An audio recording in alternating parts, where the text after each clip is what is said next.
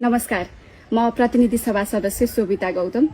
हिजोदेखि निरन्तर रूपमा मेरो मोबाइलमा धेरै फोनहरू मेसेजहरू आइरहेका छन्। अपराधीलाई उन्मुक्ति दिनलाई कानून बनाउन लागेको रहेछ, तपाईले त्यसको विरोध गर्नुभएको रहेछ, संसदमा तपाईको प्रस्ताव फेल भए पनि आम नेपाली युवा चाहिँ तपाईको साथमा छन् है भनेर मलाई धेरै मेसेजहरू प्राप्त भइरहेका छन्। केही फोन र मेसेजहरूको प्रतिक्रिया दिन चाहिँ भ्याए, तर सबै मेसेजहरू फोनहरू रिप्लाई गर्न एकदमै कठिन भइरहेको हुँदा र एकदमै धेरै चाहिँ मेसेजहरू आइरहेको हुँदा यो भिडियो मार्फत एकमुष्ट रूपमा म तपाईहरु सबैजनालाई प्रतिक्रिया व्यक्त गर्न चाहन्छु। मलाई पहिलो पटक संविधानले एउटा सांसदको रूपमा दिएको जिम्मेवारीमा नागरिकहरूले प्रश्न गर्नु भएको, चासो राख्नु भएको महसुस भएको छ। तपाईले पठाउनु भएको मेसेज, फोनमा राख्नु भएको जिज्ञासा यो केही नेपाल ऐन संशोधन गर्न बनेको विधेयक 2080 को दफा 64 को बारेमा हो।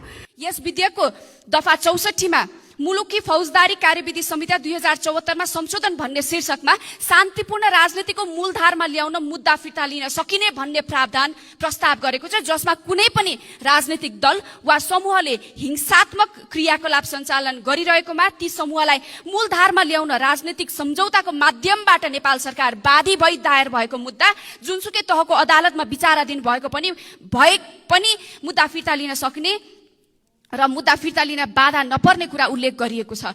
सरकार आफैले यो नेपालको शान्ति सुरक्षा विरुद्धको कानून कसरी प्रस्ताव गर्न सक्छ? म सम्माननीय सभामुख मार्फत मन्त्रीज्यूसँग प्रश्न गर्न चाहन्छु। यो संविधान विपरीत छ र यस्तो संविधान विपरीतको कानून विधेयकको बिचालेर पास गराउने नियतले सरकारले प्रस्ताव गरेको कति पनि ठिक भएन। यो विधेयक 64 कुनै पनि हालतमा समावेश गरेर जुन प्रस्ताव गरिएको छ त्यो प्रस्ताव गरिनु हुँदैन भन्ने मेरो अडान हिजो पनि थियो र आज पनि छ। त्यसैले मैले संसदमा यो विधेयक जस्ताको तस्तै पेश नगरियोस् भनेर विरोधको सूचना पनि प्रस्ताव गरिएको थिएँ, तर मेरो प्रस्ताव अब संसदमा पास नभए पनि आज भर्खरै अब यो विधेयक त धेरै अगाडिको कुरा हो, तर भर्खर यो भिडियो चर्चामा चाहिँ आएर रहेछ।